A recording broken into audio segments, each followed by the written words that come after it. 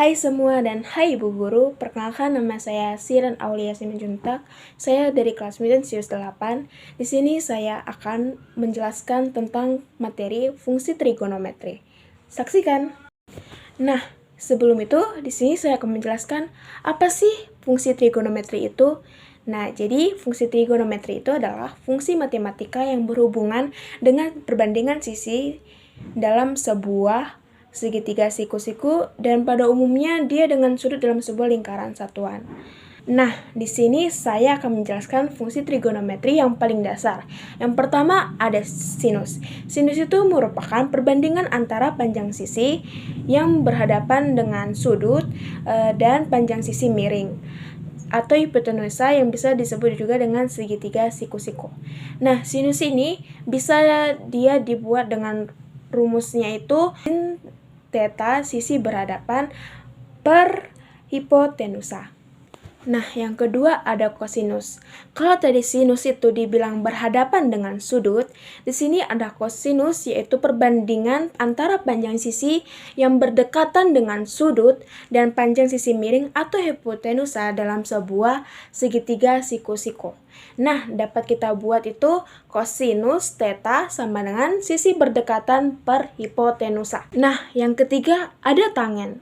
Tangen ini merupakan bagian dari kedua kosinus dan sinus. Jadi, tangen itu dia perbandingan antara panjang sisi yang berhadapan dengan sudut dan panjang sisi yang berdekatan dalam sebuah segitiga siku-siku.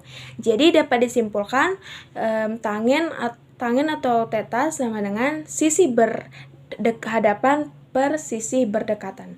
Nah, yang keempat ada kosekan. Apa sih kosekan ini? Jadi kosekan ini adalah merupakan kebalikan dari sinus. Jadi 1 per sinus theta. Nah, yang kelima ada sekan. Sekan ini dia merupakan kebalikan dari kosinus. Jadi dia 1 per cos theta.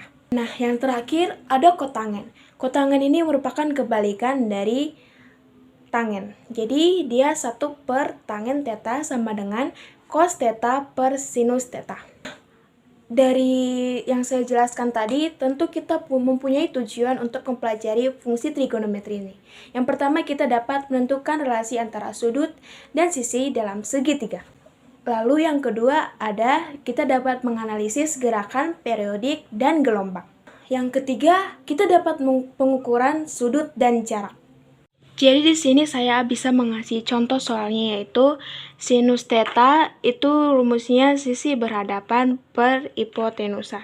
Jadi kita buat misalnya sisi berhadapannya itu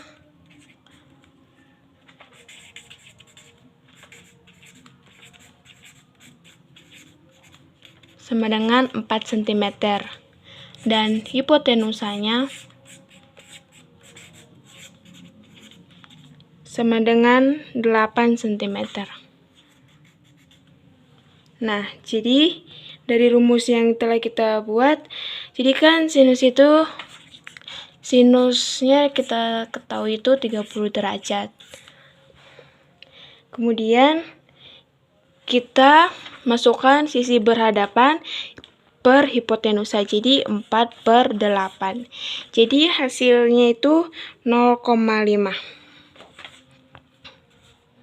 0,5.